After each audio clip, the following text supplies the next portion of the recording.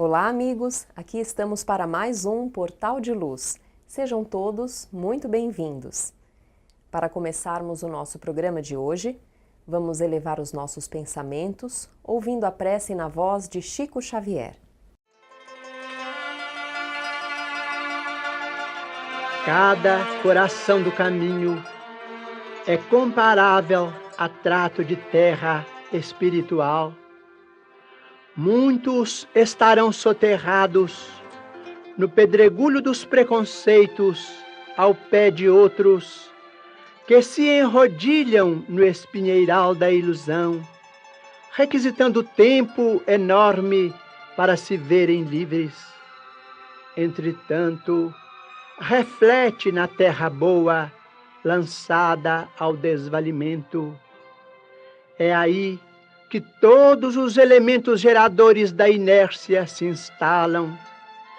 Terras abandonadas, terras órfãs, criaturas que anseiam pelo adubo da fé, almas que suplicam modesta plantação de esperança e conforto.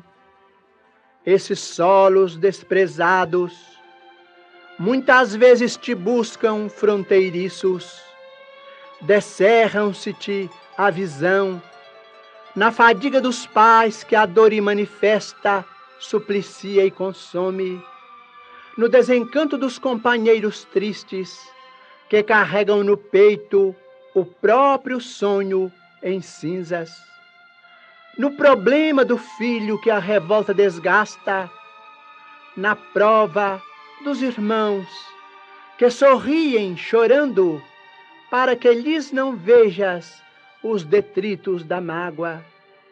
Se já podes ouvir o excelso semeador, semeia, semeia. Sabes que a caridade é o sol que varre as sombras. Trazes contigo o dom de esparzir o consolo. Podes pronunciar a palavra da bênção.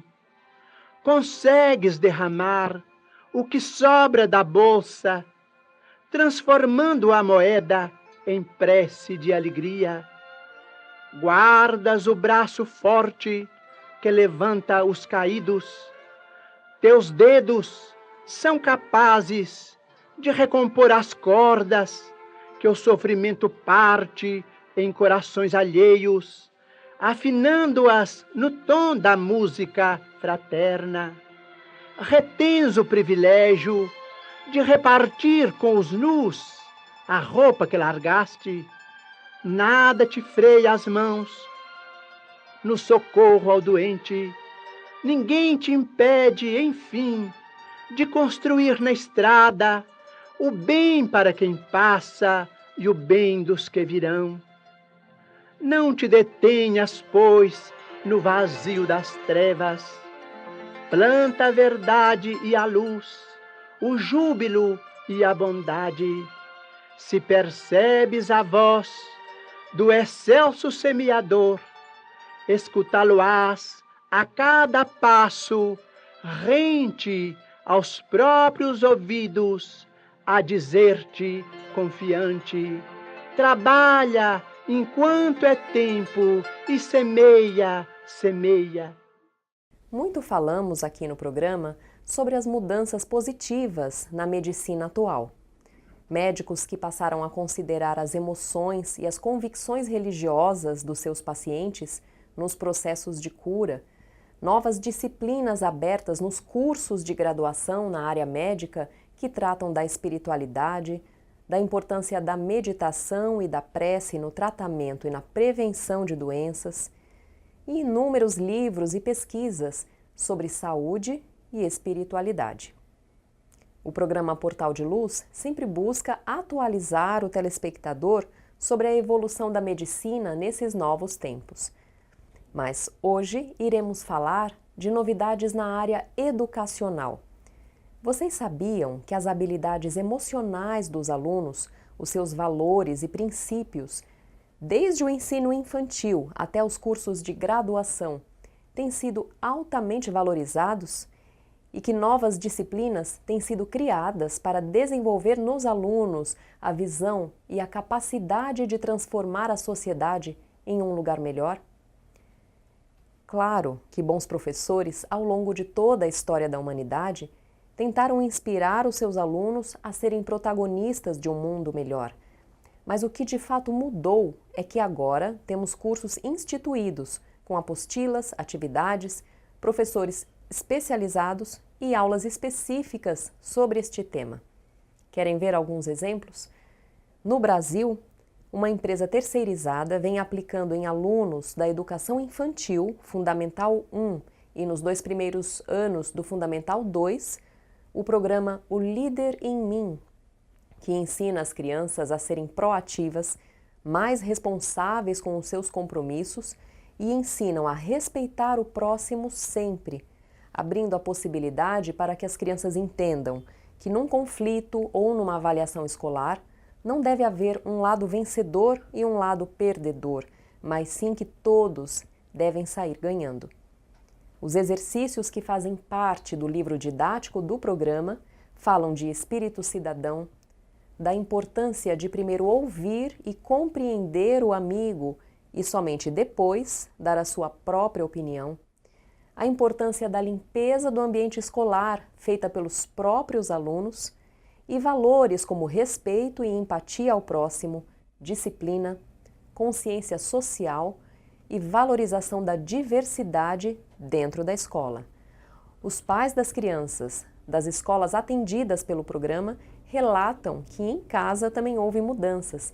Os filhos têm se mostrado mais proativos e respeitosos. Na Universidade de Stanford, nos Estados Unidos, mais um bom exemplo. Uma professora desenvolveu uma nova metodologia de ensino que pode ser aplicada em qualquer disciplina, de matemática a artes, em todos os anos da educação básica. Chama-se Ensino para Equidade. Os professores são treinados para desenvolver atividades em sala de aula onde todos os alunos são convidados a participar ativamente, atuando em papéis pré-definidos e que se revezam, evitando que alguns fiquem à margem das atividades ou que participem menos. A motivação desta professora, ao criar esta metodologia, foi evitar que turmas mais heterogêneas, com alunos refugiados, pobres ou de minorias raciais, muito comuns nas escolas públicas que ela frequentava, ficassem sempre de lado, sem voz, sem participação, sentindo-se inferiorizados em sala de aula e, com isso, inclusive, aprendendo menos. Daí o nome do projeto dela, Ensino para Equidade. E ela chama a atenção para os resultados positivos, tanto para estas minorias, que passam a ocupar o seu espaço na escola, como para os alunos dominantes, que aprendem a dividir a atenção e a respeitar as diferenças. E já há escolas no Brasil em treinamento para aplicar esta metodologia. E na Universidade de Harvard, uma das mais importantes do mundo, um outro exemplo. O Dr. Tal Ben-Shahar, um professor israelense, dá um dos cursos mais requisitados da instituição. Tal Ben-Shahar ensina felicidade. Em um único ano, milhares de alunos se inscreveram para assistir às aulas do professor, especialista em psicologia positiva, que ele próprio define como a ciência da felicidade. Ele diz que a alegria pode ser aprendida do mesmo modo como uma pessoa aprende um novo esporte, com técnica e prática. E ele enumera para os alunos da Harvard alguns dos princípios que ele considera fundamentais para alimentar a felicidade em nossas vidas. Aceitar e perdoar os nossos fracassos e fraquezas com humildade. Sentir gratidão por conquistas e avanços, sejam eles grandes ou pequenos. Praticar esportes, ainda que seja um exercício suave, para que o cérebro secrete os hormônios que geram prazer e bem-estar. Simplificar a vida, focando no que é verdadeiramente importante para si mesmo. Aprender a meditar, o que nos ajuda a enfrentar a vida com mais força interior, e ser resiliente, ou seja, adquirir a capacidade de enfrentar circunstâncias adversas, difíceis, traumáticas e recuperar-se, saindo delas fortalecido e com mais recursos. E se as escolas e faculdades aos poucos estão mudando a forma de encarar a educação formal, trazendo outros valores e competências para complementarem o currículo escolar? Como anda dentro dos nossos lares? Aqueles que são pais ou responsáveis por crianças e jovens devem ter o compromisso de intensificar este trabalho educativo, dar as bases fundamentais de valores nobres e exemplificar um comportamento pautado no amor, no respeito, na fraternidade e principalmente na fé em Deus. Fazer o Evangelho no lar com toda a família semanalmente e não deixar que os textos estudados caiam no vazio do esquecimento. Abrir espaço para conversar sobre os problemas dos filhos em relação à vida escolar, aos amigos, aos ideais de vida, esclarecendo as dúvidas deles sob a luz dos valores cristãos e buscando mostrar o caminho da honestidade, do perdão. Mostrar também desde cedo a inevitável lei de ação e reação, para que eles mesmos saibam discernir sobre o melhor caminho a seguir. A educação é um trabalho contínuo e sem ele, as chances de renovação moral do nosso planeta ficam menores. Vamos buscar dar o nosso melhor diante dos filhos que Deus nos confiou e festejar os recentes avanços que as escolas têm começado a nos oferecer. Chamamos agora a nossa amiga Sandra Marinho com o quadro Educa a Tua Alma. Queridos amigos, queridas amigas, já repararam como temos um olhar implacável para descobrir o defeito dos outros? Na verdade, acho que todos nós somos afiadíssimos para perceber os erros alheios com tanta intensidade que nos falta a mesma disposição para perceber os nossos. Mesmo quando estamos imbuídos de minimizar esses aspectos negativos da alma, nos pegamos muitas vezes a esticar os olhos para ao nosso redor para criticar o defeito de alguém. E mesmo tendo o propósito de nos melhorar intimamente, fazemos enorme esforço para não comentar com ninguém o que já passou pela crítica dos nossos pensamentos e pelo nosso julgamento de juiz. Não é um exercício fácil, exige muita disciplina da nossa língua, já que não conseguimos controlar os pensamentos.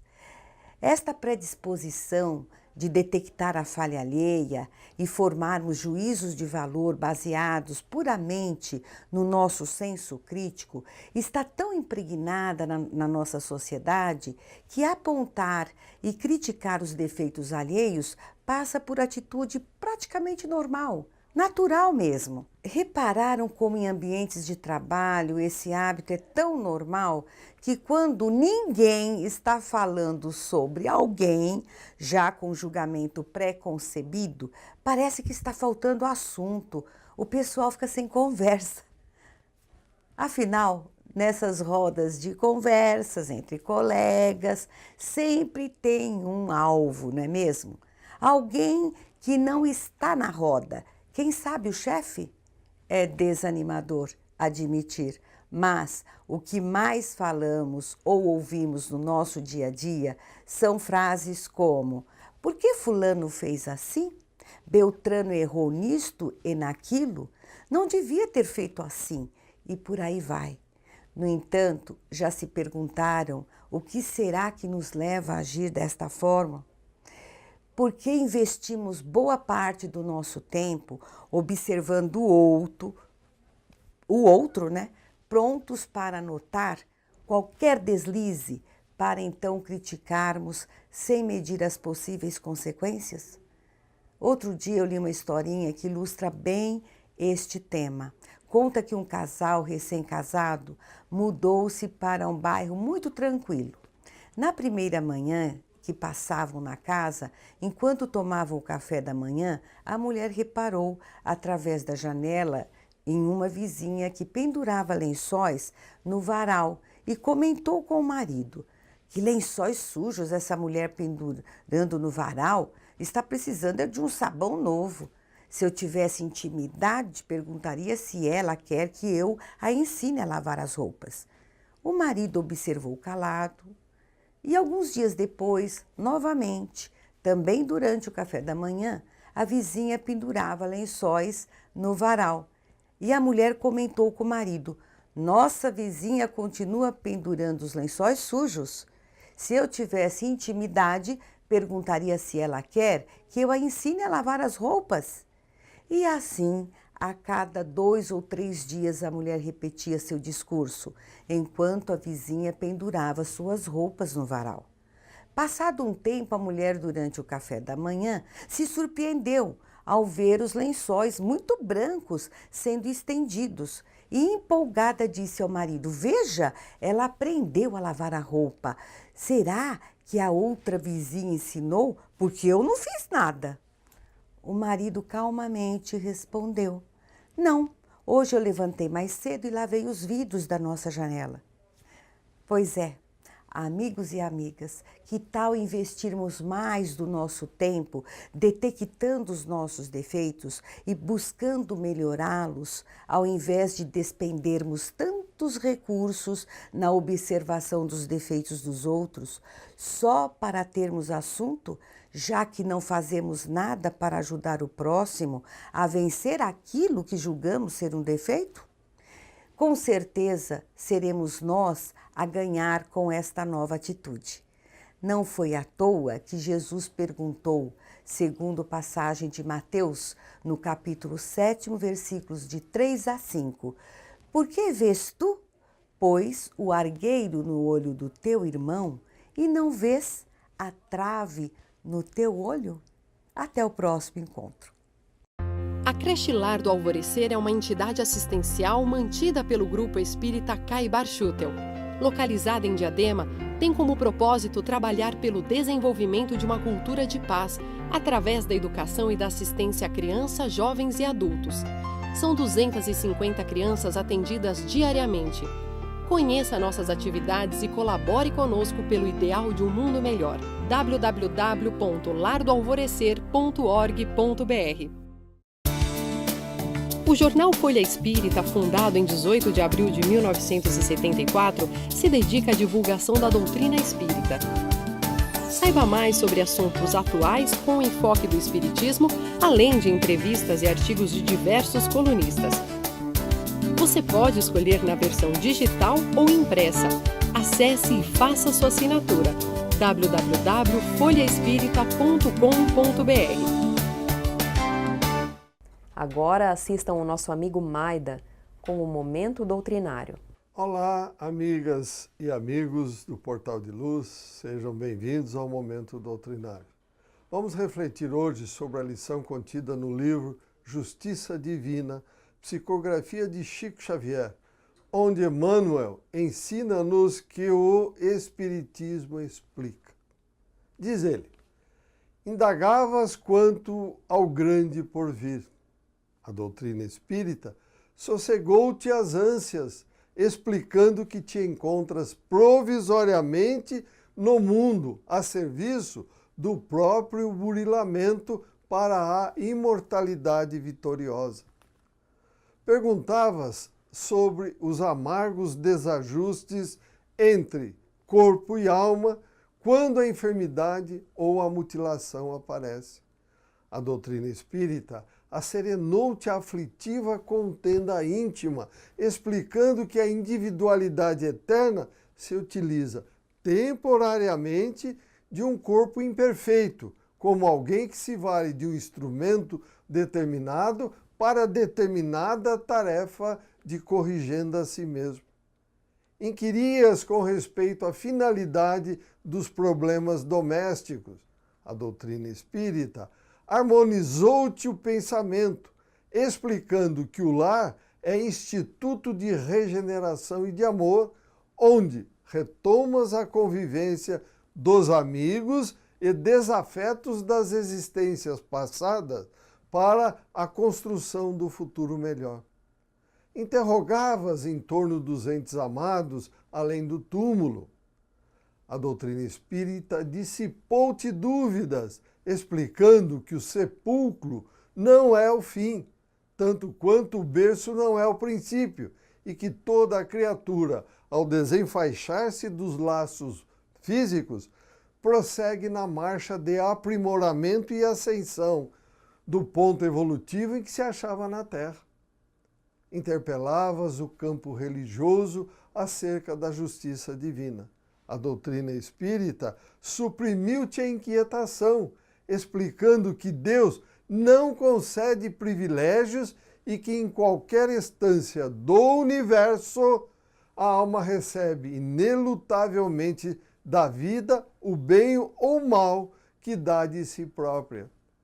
Torturavas a mente, qual se devesses respirar em cárceres de mistério, toda vez que cogitavas das questões transcendentes da fé.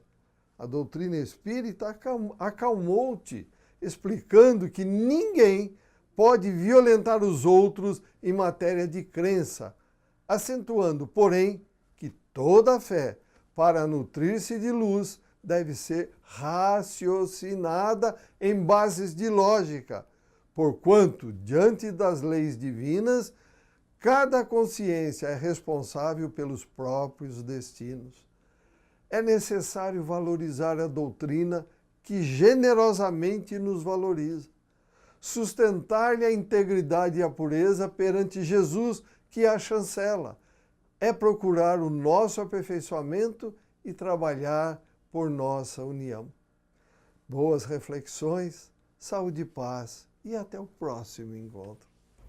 Vamos terminando por aqui o nosso programa de hoje. Continuem a mandar para nós as suas sugestões de temas, comentários e dúvidas. O nosso e-mail é portaldeluz@folhaespirita.com.br. Estamos aguardando a sua mensagem. A todos uma ótima semana e até a próxima.